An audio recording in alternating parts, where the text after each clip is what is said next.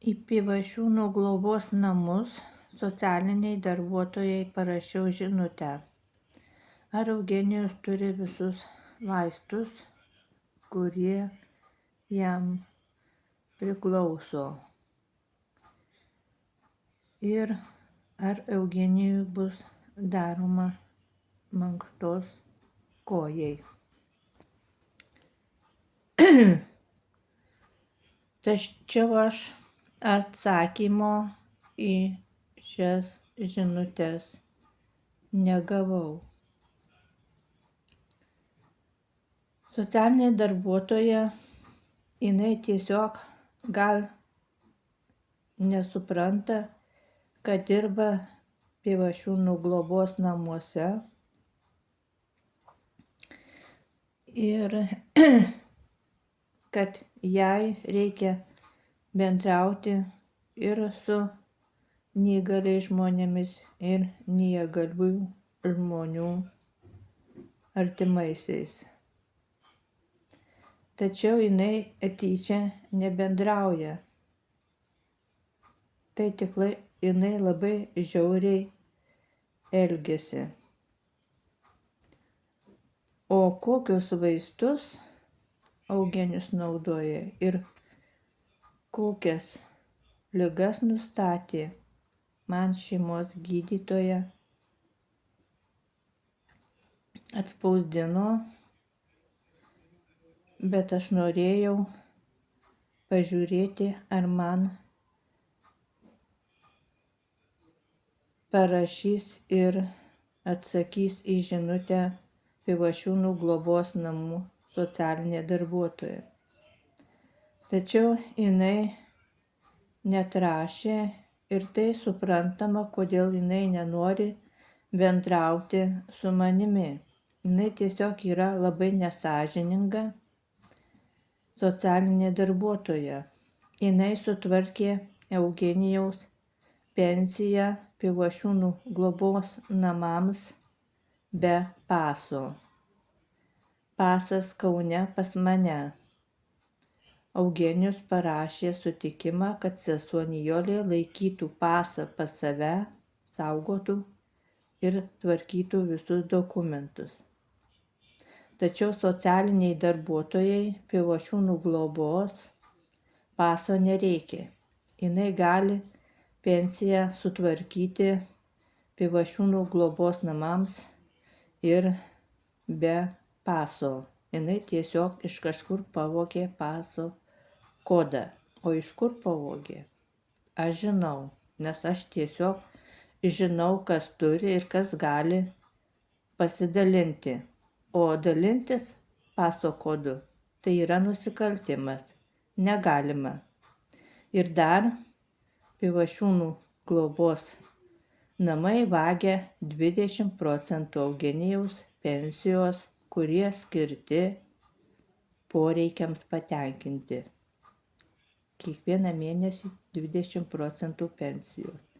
Tai, kad žmogus galėtų nusipirkti, ką jis nori, ar sulčių, ar mineralinio, ar sausainių, ar pyrago, ar dešros, ar kotletų, ar bent ko. Tačiau jisai negauna. Taigi čia dar ne viskas.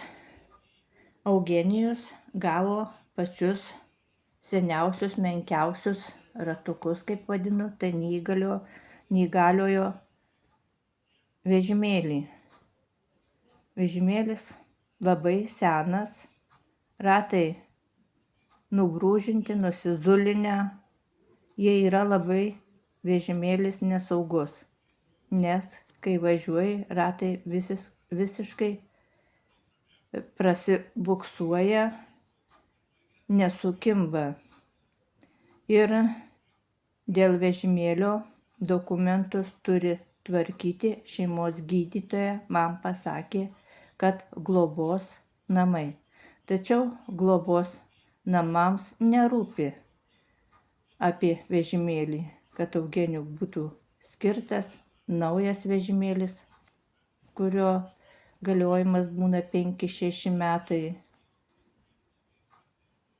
nesirūpina tuo ir netvarko dokumentų, o jiems svarbiausia pasiimti Eugenijaus pensiją, sutvarkyti globos namams be paso su pavogtu paso kodu.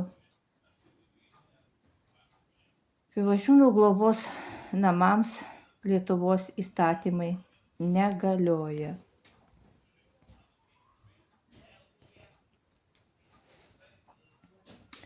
Pivašiūnų globos namai turi savo įstatymus. Melo įstatymus. Nes ten visas kolektyvas, kuris dirba, visi meluoja. Aš, kai atvažiavau, ten nedirba nei vienas sąžiningas žmogus. Nei virėja, nei slaugytoja. Visi tik tai meluoja. Taip pat Eugenijui reikia akinukų. Jis pas mane pastoviai prašo, kad nupirkčiau akinukus.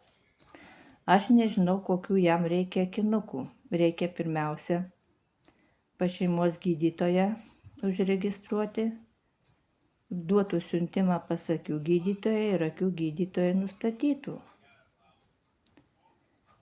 Tačiau ir šiuo reikalo akinukais Pivašiūnų globos namai nesirūpina, nes jiem tai nesvarbu, kad jam reikia akinukų televizorių žiūrėti ar ką nors perskaityti. Jiems svarbiausia gauti pinigus. O kokie žmogaus poreikiai, kad rūpintis dėl neįgalių žmonių reikia, dėl žmonių neįgalių gerovės, nelabai čia, kai žiūriu, rūpi. Taip pat socialinė darbuotoja ar Pivašiūnų globos direktorius sutvarkė taip pat dokumentus, kompensaciją pagalbos lygio. Tai kai pas jį yra 10% negalia, tai skaitosi pirmo lygio pagalba priklauso 540 eurų. Tai ir šiuos pinigus susitvarkė be paso. Eugenijų atvežė į Pivašiūnų globos namus Liepos 1 dieną. Ir jau Liepos pradžioje viską sutvarkė. Ir Pivašiūnų globos namams nereikia paso. Pasas yra pas mane Kaune. Taigi pasą aš galiu jį laikyti ir saugoti, nes parašytas Eugenijaus sutikimas, kad aš saugoju ir laikau pasą ir visus dokumentus tvarkau. Tačiau globos namams nereikia jokio paso, kad galėtų susitvarkyti bent kokius dokumentus.